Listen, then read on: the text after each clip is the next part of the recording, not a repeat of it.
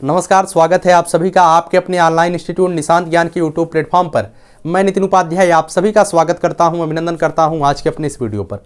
मित्रों, आप लोगों के ही विशेष मांग पर आज जो मेरा वीडियो है, यह वीडियो जो है उत्तर प्रदेश लेखपाल भर्ती परीक्षा 2022 में जो होने वाली है उसके बारे में हम बात करेंगे। और बेसिकली इस वीडियो थोड़ा सा लंबा जरूर हो सकता है, लेकिन इस वीडियो में हम बात करेंगे कि आपका सिलेबस किस तरीके से है और आपको कहां से पढ़ाई करनी चाहिए, आपके लिए बेस्ट बुक क्या हो सकता है, आप कितने घंटे यहां पे दें कि आप अपनी सफलता को सुनिश्चित कर पाएं। आखिर में हम जो है बात करेंगे कि उत्तर प्रदेश में लेखपाल पद पर चयनित होने के लिए वर्तमान के समय को देखते हुए कितने को टारगेट करके आपको चलना चाहिए, कितना स्कोर आपके लिए सेफ होगा, है ना। मैंने हमेशा कहा था पेट की परीक्षा देने के बाद और 28 अक्टूबर को जब पेट का रिजल्ट आया था उसके बाद मैंने एक वीडियो बनाया था और उसमें बताया था कि जिस भी बच्चे का 70 परसेंटाइल से ऊपर है वो सभी लोग अपनी तैयारी में दमखम दिखाइए, क्योंकि 70 परसेंटाइल से ऊपर वालों का आंकड़ा यही है कि सबको मौका दिया जाएगा जिसका 70 परसेंटाइल से ऊपर है। ठीक है, 70 से नीचे वालों का कुछ संशय हो सकता है, लेकिन 70 से ऊपर वाले अपने आप को 99% श्योर मान सकते हैं कि उनका सिलेक्शन मतलब कि मुख्य परीक्षा के लिए जरूर होगा। जहां तक विभिन्न सूत्रों के अनुसार जो जानकारी लोगों को मिल रही है वह यही है कि 4 लाख से ज्यादा बच्चों को जो है बैठाने की पूरी मंशा सरकार की है। अब आप सभी लोग यह चीजें तो जरूर जान चुके होंगे कि वर्तमान में उत्तर प्रदेश में विधानसभा चुनाव चल रहा है। विधानसभा चुनाव के दायरे को देखते हुए जिस तरीके से आगे की प्रक्रिया बन रही है उस तरीके से तो ऐसा अब नहीं हो सकता है कि आपकी परीक्षा 10 मार्च से पहले हो सकती है। 10 मार्च को उत्तर प्रदेश में नई सरकार का गठन होगा, अर्थात 10 मार्च को रिजल्ट आ जाएंगे कि कौन सी मतलब किसकी सरकार बन रही है। उत्तर प्रदेश में विधानसभा का जो चुनाव होगा वो संपन्न हो चुका होगा।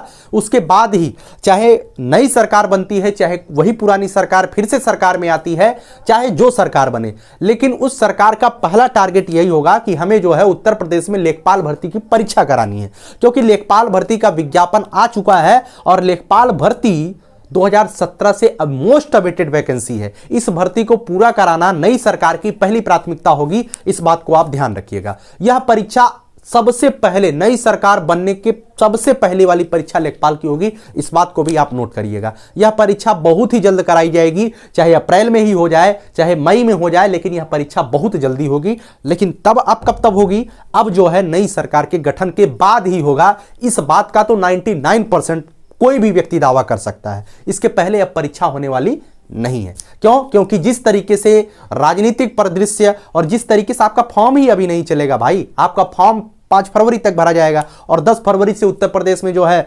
पहले चरण के चुनाव शुरू हो जाएंगे, तो उस बीच में परीक्षा कराना किसी भी सरकार के लिए इतना आसान नहीं होगा, है ना। जहां पे चुनाव हो रहे हैं वहां पे किस तरीके से परीक्षा हो पाएगी? और पूरे उत्तर प्रदेश में कहीं ना कहीं चुनाव तो जरूर होंगे, 7 चरण में चुनाव होने हुए तो नहीं हो पाएगा, है ना। तो आप लोगों के लिए बेस्ट बुक की अगर हम बात करें तो सबसे पहले आपके लिए मैं सिलेबस की बात कर दूं तो आपके सिलेबस में 4 सब्जेक्ट हैं, सामान्य हिंदी है, गणित है, सामान्य ज्ञान है और ग्राम्य समाज एवं विकास है। इसमें आप सभी लोग जानते हैं आपके लिए सामान्य हिंदी, गणित और सामान्य ज्ञान, ये सभी चीजें आपके लिए फैक्चुअल है, मतलब आप इसे अच्छे तरीके से जानते हैं। जो आपके लिए नया सब्जेक्ट आपको दिखाई दे रहा होगा वो होगा ग्राम्य समाज एवं विकास। बहुत ही आसान सब्जेक्ट है, कुछ लोग कहेंगे बहुत बड़का सब्जेक्ट है, बहुत कठिन सब्जेक्ट है। मैं कहूंगा बहुत कठिन सब्जेक्ट नहीं है, हमारे हिसाब से सबसे आसान सब्जेक्ट यही है। बस आपको बेस्ट बुक बेस्ट स्ट्रेटजी के साथ लगातार इसमें जुड़े रहना है ना।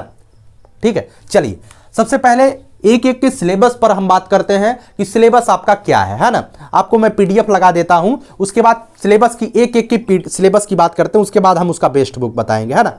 सबसे पहले सामान्य हिंदी की बात की जाए तो सामान्य हिंदी में मित्रों 15-16 टॉपिक है। कौन कौन सा है? सबसे पहला है समास, दूसरा है पर्यायवाची, तीसरा है विलोम, चौथा है तत्व तत्सम, 5वां है संधियां, 6वां है वाक्यांशों के लिए शब्द निर्माण, 7वां है लोकोक्तियां एवं मुहावरे, 8वां है वाक्य संशोधन, 9वां है लिंग, 10वां है वचन, 11वां है कारक, उसके बाद 12वां है काल, 13वां है वर्तनी त्रुटि से संबंधित, 14वां है अनेकार्थी शब्द और 15वां है अपठित गद्यांश पर आधारित प्रश्न। अर्थात आपके सिलेबस में मात्र 15 टॉपिक है और आपसे क्वेश्चन कितने पूछे जाएंगे? 25। तो आप सभी लोग इस बात से अंदाजा लगा चुके होंगे कि हर एक टॉपिक से एक आध प्रश्न जरूर आएंगे, है ना। कुछ टॉपिक छोड़े भी जाएंगे, ऐसा नहीं है हर एक टॉपिक से एक एक प्रश्न आएंगे, कुछ टॉपिक बीच में 20 भी हो सकता है। जैसे मैं आपको बता दूं जो इसमें पहला टॉपिक है समास, यहां से 2 क्वेश्चन कंफर्म आएंगे, 2 क्वेश्चन कंफर्मली आएंगे समास से। उसके बाद पर्यायवाची विलोम शब्द तत्भव तत्सम से मात्र एक क्वेश्चन देखने को मिलेगा आपको। संधियों से फिर 2 क्वेश्चन आपको देखने को मिलेगा, है ना। उसके बाद वाक्यों के लिए एक शब्द, यहां से एक ही क्वेश्चन आपको देखने को मिलेगा। लोकोक्तियां एवं मुहावरे से यहां से हो सकता है 2 क्वेश्चन आपको देखने को मिले, क्योंकि उत्तर प्रदेश में जो परीक्षाएं होती हैं, प्रतियोगी परीक्षाएं जिसमें हिंदी आता है, लोकोक्ति मुहावरे का 2 क्वेश्चन देखने को हमेशा मिला है, ठीक है। वाक्य संशोधन की बात की जाए तो यहां 2 क्वेश्चन से ज्यादा आपको देखने को मिल सकते हैं, क्योंकि वाक्य संशोधन एक बड़ा टॉपिक है और एक क्लिष्ट टॉपिक भी माना जाएगा, तो यहां से 2 से 3 क्वेश्चन देखने को मिल सकता है। लिंग, वचन, काल और कारक, यहां से 1 क्वेश्चन देखने को मिलेगा, एक क्वेश्चन। इसमें से कोई ऐसा मतलब किसी टॉपिक से क्वेश्चन मिस भी हो सकता है, लेकिन आपको पढ़ना सभी कुछ है। उसके बाद वर्तनी त्रुटि से संबंधित यहां 2 क्वेश्चन देखने को मिलेगा। अपठित गद्यांश से 3 से 4 क्वेश्चन आपको देखने को मिलेंगे, हो सकता है 5 क्वेश्चन भी दिया रहे। अपठित गद्यांश का मतलब जिस तरीके से पेट में आया था उसी तरीके से, और अनेकार्थी शब्द से 1 क्वेश्चन देखने को मिलेगा, है ना। इस तरीके से आपका सिलेबस है। इसमें से आपको सबसे ज्यादा टॉपिक, सबसे ज्यादा ध्यान किस टॉपिक पर देना है? समास पर देना है, उसके बाद संधियों पर देना है, उसके बाद जो है वाक्य संशोधन पर आपको ज्यादा ध्यान देना है, उसके बाद आपको वर्तनी त्रुटि से संबंधित जो क्वेश्चन बनेंगे वहां आपको ज्यादा ध्यान देना है। उसके बाद आपको जो है सबसे ज्यादा ध्यान जो आपको देना है वह प्रैक्टिस पर देना है। वो प्रैक्टिस कौन सी हो सकती है? अपठित गद्यांशों का, और पूरे के पूरे प्रैक्टिस पर ही सारी चीजें आधारित हैं, लेकिन अपठित गद्यांशों पर भी आप प्रैक्टिस लगातार बनाए रखिएगा, है ना। तो आपको कहां से पढ़ना चाहिए हम आपको बता दें। इसके लिए आपको जो है आदित्य पब्लिकेशन की किताब सर्वश्रेष्ठ होगी, ठीक है। आदित्य पब्लिकेशन की जो हिंदी है यह आपके लिए बेस्ट होगी। अब कुछ लोग कहेंगे क्यों बेस्ट होगी?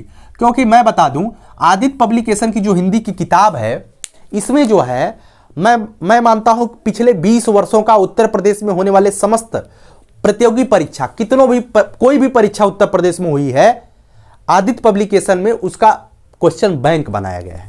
टॉपिक तो आपको समझाना ही है, चाहे जहां से आप समझिए, किसी भी यूट्यूब से आप पढ़ रहे हैं, कहीं कोर्स लिए हैं तो वहां से आप टॉपिक को समझिए, लेकिन आपको क्वेश्चन प्रैक्टिस करने के लिए किस तरीके के क्वेश्चन उत्तर प्रदेश में पिछले परीक्षाओं में पूछे गए हैं वो सभी चीजें आपको आदित्य पब्लिकेशन की किताब में मिलेगा। इस वजह से आदित्य पब्लिकेशन की किताब आपके लिए बेस्ट रहेगी, है ना।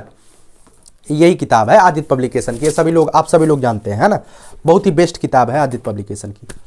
और उसके बाद बात की जाए गणित विषय की। सामान्य हिंदी में आप सभी लोग जो है टारगेट जो लेकर के चलना है, डायरेक्टली मैं बता दूं यहीं पर, आपको जो है सामान्य हिंदी में 25 में 25 का टारगेट लेकर के चलना है। लेकिन अगर आप 22 क्वेश्चन सही कर जाते हैं तो भी आप कहीं ना कहीं अच्छे कैटेगरी में ही रहेंगे, बहुत गड़बड़ कैटेगरी में नहीं जाएंगे। 22 क्वेश्चन तो आपको सही करना ही करना है, क्योंकि सामान्य हिंदी में बच्चे 25 तक कोर्स स्कोर करेंगे, आपको 22 क्वेश्चन तो करना ही करना है ना। इसी तरीके से आपका अभी मैं मार्किंग निकालता हूं। उसके बाद बात की जाए गणित की, तो गणित जो है आपके अंक गणित एवं सांख्यिकी है, उसके बाद बीज गणित है और रेखा गणित है। 3 पार्ट में आपका गणित है ना।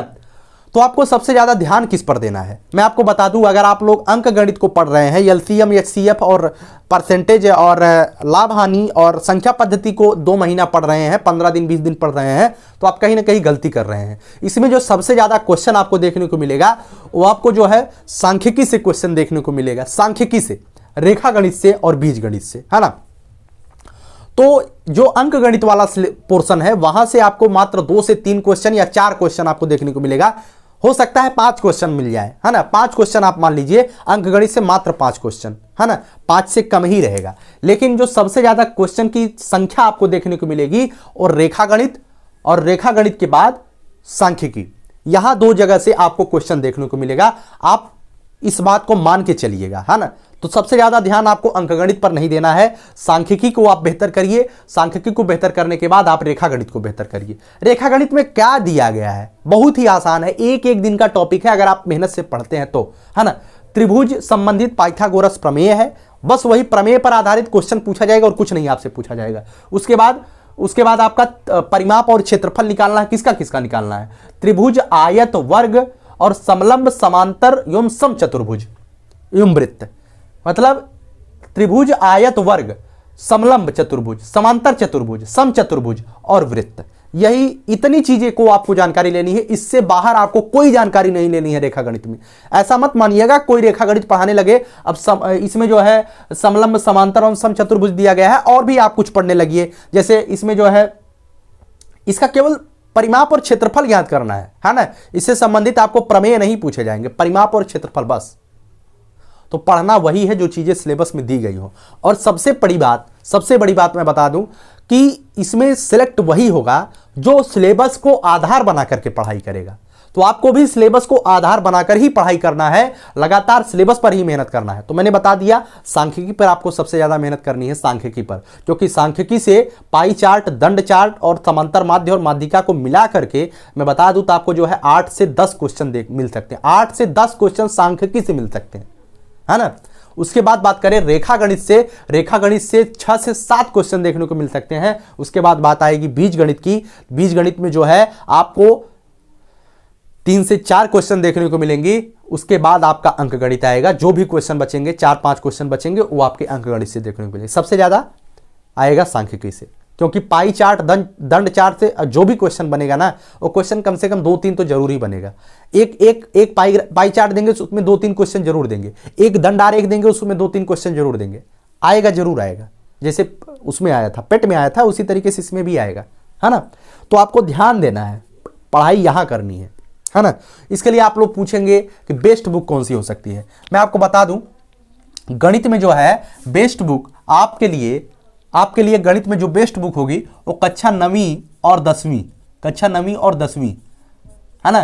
कक्षा 9वीं सांख्यिकी के लिए बात कर रहा हूं। कक्षा 9वीं और 10वीं का जो है जो आपने किताब पढ़ा था, ये नहीं वर्तमान के समय में जो किताब चल रही यूपी बोर्ड का, सीबीएसई और ये आईसीएसई का नहीं, यूपी बोर्ड का जो आपने किताब पढ़ा था 2015-16 में, जो आप लोग 2015 के होंगे, हाई स्कूल 2016 के होंगे, कुछ बच्चे 2017 के होंगे, कुछ बच्चे 2014 के होंगे। तो आपके समय में जो यूपी बोर्ड की किताब चलती थी, चाहे आप राजू की किताब पढ़े हैं, चाहे चित्रा प्रकाशन पढ़े हैं, चाहे मास्टरमाइंड पढ़े हैं, चाहे मनोहर रे पढ़े हैं, कोई भी आप किताब पढ़े हैं, उस समय की किताब आप लीजिएगा और उससे आप जो है सांख्यिकी यहां से बना लीजिएगा। सांख्यिकी का एक भी क्वेश्चन यहां से बाहर नहीं जाएगा, इस बात की गारंटी है।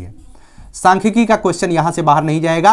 और इसमें जो बीजगणित वाला पोर्शन है, बीजगणित वाला पोर्शन भी कक्षा 9वीं 10वीं की किताब में मिल जाएगा, आपको वहीं से कवर हो जाएगा, है ना। रेखागणित की बात की जाए तो रेखागणित भी यहीं में मिल जाएगी। बस आपको अंकगणित जो है एसडी यादव की किताब से पढ़ लेना है।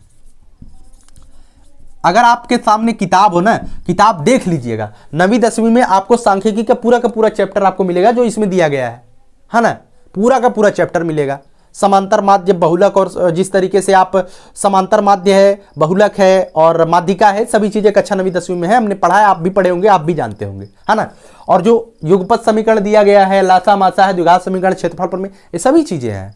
कोई भी इधर उधर भटकने की आवश्यकता नहीं है, लेकिन जो किताब आपने पढ़ा है उस किताब में सब कुछ दिया गया है, वहां से आप कवर कर लीजिएगा। और अंक गणित के लिए आप एसडी यादव को कवर कर सकते हैं, और अंक गणित का वही चैप्टर आपको पढ़ना है जो चैप्टर इसमें दिया गया है ना।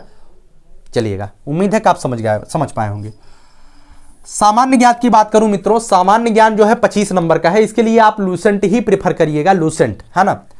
देखिएगा उत्तर प्रदेश के जो एग्जाम होते हैं ना, जिसमें प्राचीन इतिहास, मध्यकालीन इतिहास और आधुनिक इतिहास, ये जो इतिहास वाले पोर्शन आते हैं उत्तर प्रदेश की बेसिकली बात करूं तो लूसेंट से बाहर एक भी क्वेश्चन नहीं जाता है, लूसेंट से बाहर एक भी क्वेश्चन नहीं जाता है। लेकिन बच्चे जो है स्पेक्ट्रम की किताब लाते हैं, मतलब कि एक तरीके से समझ लीजिए कि बहुत ज़्यादा आप मेहनत कर देते हैं। कोई ज़रूरत नहीं मेहनत करने के लिए। ज़्यादा 30-35 पेज का इतिहास होगा लूसेंट में, वही आप पढ़ लीजिए, आपको पूरा का पूरा नंबर मिलेगा। और इतिहास से यहाँ क्वेश्चन नहीं बनेगा, इस बात को ध्यान रखिएगा। इतिहास से क्वेश्चन अब सामान्य ज्ञान में नहीं बनने वाला है।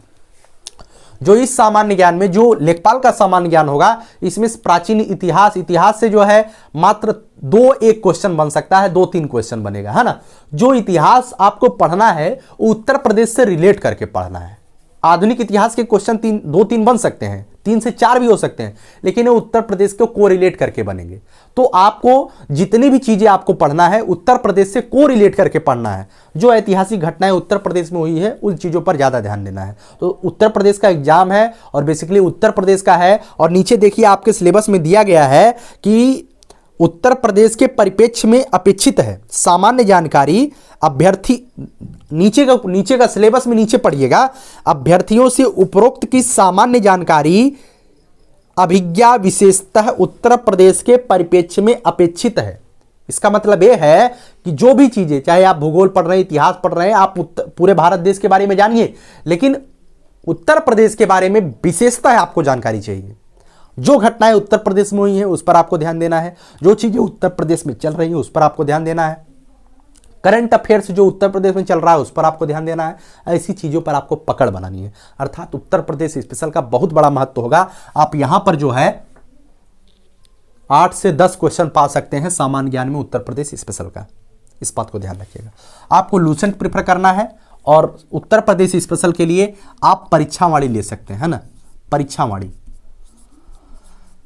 आप यह किताब ले सकते हैं। कुछ लोग घटना चक्र भी प्रेफर करते हैं तो आप घटना चक्र भी ले सकते हैं। दोनों किताबें लगभग बराबर ही है ना, कोई दिक्कत नहीं है।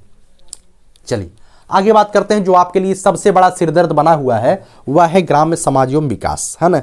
आपके लिए नया सब्जेक्ट, नई जानकारी, इसके लिए भी आप बहुत ज़्यादा मेहनत कर रहे हैं, मुझे पता है। हर एक लोग इधर उधर दौड़ रहे हैं, डेली के डेली वीडियोज की खान, मतलब पूरा यूट्यूब पलट दे रहे हैं कि कहाँ से क्या मिल जाए।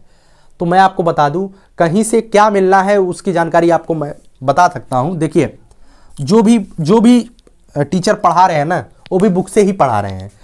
जो ग्राम्य समाज एवं विकास है, यह कोई स्पेशल सब्जेक्ट नहीं है। मैं आपको बता दूं, क्लियर कर दूं, यह कोई स्पेशल सब्जेक्ट नहीं है। यह कई सब्जेक्ट को काट करके गांव के बारे में जानकारी आपको लेनी है। कई सब्जेक्ट को काट करके बनाया गया है। तो इस पर आपको कहां से कंटेंट आपको बेहतर मिल सकता है उसके बारे में हम बात करें। आप जो अरिहंत का एक नया, है ना, अरिहंत पब्लिकेशन का एक नया वर्जन आया है ग्राम्य समाज एवं विकास का, नए वर्जन में आप उसे ले सकते हैं, है ना। बहुत ही बेहतर कंटेंट दिया गया है। और घटना चक्र, 2 किताब मैं आपको प्रेफर कर रहा हूं, आप इसे ले सकते हैं। घटना चक्र का एक 5 किताब आया है घटना चक्र का। अगर आपको अच्छा लगे 5 किताब, आप मार्केट में जाइएगा, कहिएगा लेखपाल स्पेशल के लिए जो 5 खंड में किताबें घटना चक्र ने छापी हैं उन किताबों को आप दिखाइए। उन किताबों को आप देखेंगे तो आपका मन मस्त हो जाएगा, इतना बेहतर कंटेंट दिया गया है ना। मैं किसी चीज़ का प्रमोशन नहीं कर रहा हूँ, केवल आपके हित की बात कर रहा हूँ। अगर आपको लगता है तो आप घटना चक्र की 5 किताबें ले सकते हैं, लेकिन घटना चक्र के ग्राम समाज एवं विकास की भी किताब आप स्पेशल ले सकते हैं अरिहंत के साथ साथ। बहुत ही बेहतर कंटेंट दिया गया है और वही कंटेंट है जो आपके सिलेबस में दिया गया है। आप सिलेबस देख रहे हैं, जो आपके सिलेबस में दिया गया वही कंटेंट है। आप पढ़िएगा, आप बेहतर तरीके से बेहतर कर पाएंगे, इस बात को ध्यान रखिएगा, है ना।